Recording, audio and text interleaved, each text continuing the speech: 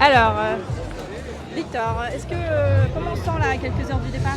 Excité, envie d'aller courir, de mettre à profit toutes ces semaines d'entraînement. Donc avec cette ambiance et tout le monde partout, ça donne vraiment, vraiment envie de courir. Mais de ce que j'ai cru comprendre, ça fait pas longtemps quand même que vous faites du trail. Non, je m'y suis mis fin février. Après, j'ai mon passif de 8 années de CrossFit, c'est ce qui m'a permis de pouvoir encaisser la préparation. Et j'ai vraiment mis toutes les chances de mon côté là, sur ces 7 mois en faisant vraiment des grosses sessions d'entraînement et puis de mettre toutes les chances de mon côté pour pouvoir aller au bout de ce gros défi.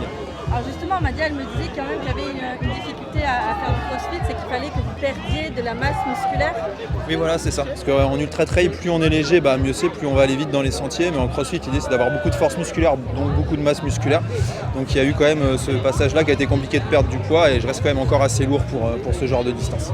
Et là, pour votre premier grand raid, est-ce que vous avez quand même des appréhensions? Ouais, l'appréhension de voir comment le corps va réagir après aussi long d'effort. Parce que j'ai jamais fait plus de 13 heures même en sortie longue, donc entre 13 et 40 heures et plus, il y a quand même un gros gap. Et j'ai jamais fait plus de 60 km, donc pareil, on va voir, ça va être la surprise passer les 60 sur ce qui se passe dans le corps, dans la tête et tout ça.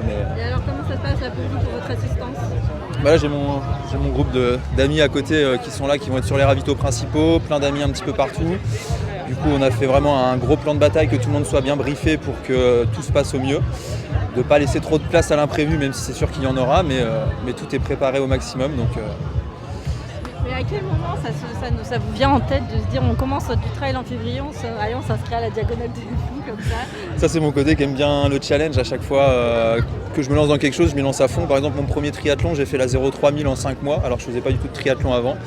Donc la diagonale des fous, c'était un rêve de gamin de faire cette épreuve mythique. Et en venant vivre à La Réunion, je me suis dit ok, c'est le moment, mets-toi en liste d'attente. Si t'es tiré au sort, c'est parti. Sinon, ça aurait été pour une autre année. Mais bon, vu que je suis là au départ, c'est que c'est l'année et on va tout faire pour aller au bout et se retrouver à la Redoute fin du week-end.